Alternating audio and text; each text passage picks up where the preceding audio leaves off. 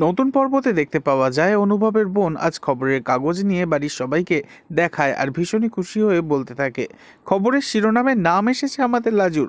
এরপর বাড়ির সবাই তো অবাক হয়ে খবরের কাগজের দিকে তাকিয়ে দেখে, যেখানে লাজুর ছবি দিয়ে বড় বড় করে লেখা রয়েছে, কলেজ ছাত্রী লাজবন্তীর সাহসে গ্রেপ্তার হলো ব্ল্যাকমেলার। এ দেখে তো অনুভবের জেঠু জেঠিমা সবাই অবাক হয়ে যায়। বনলতা উপরের ঘরের বারান্দায় দাঁড়িয়ে দাঁড়িয়ে সবটা দেখতে থাকে। এরপর অনুভবের জেঠিমা অনুভবকে প্রশ্ন করে, ওই লোকটা কাকে ব্ল্যাকমেল করেছিল? অনুভব কোনো উত্তরই দেয় না। হঠাৎ অনুভবের জেঠিমা ধমক দিয়ে রেগে গিয়ে বলতে থাকে, হয় লাজু এক্ষুনি নামটা বলুক, না হলে ও এখান থেকে দূর হয়ে যাক। এই কথা শুনে লাজু দুশ্চিন্তায় পড়ে যায়। তবে কি অনুভব পারবে লাজুকে এই বিপদ থেকে বাঁচাতে, নাকি বনলতা এবার নিজেই রুখে দেবে লাজুর বাড়ি ছেড়ে বেরিয়ে চলে যাওয়াটা?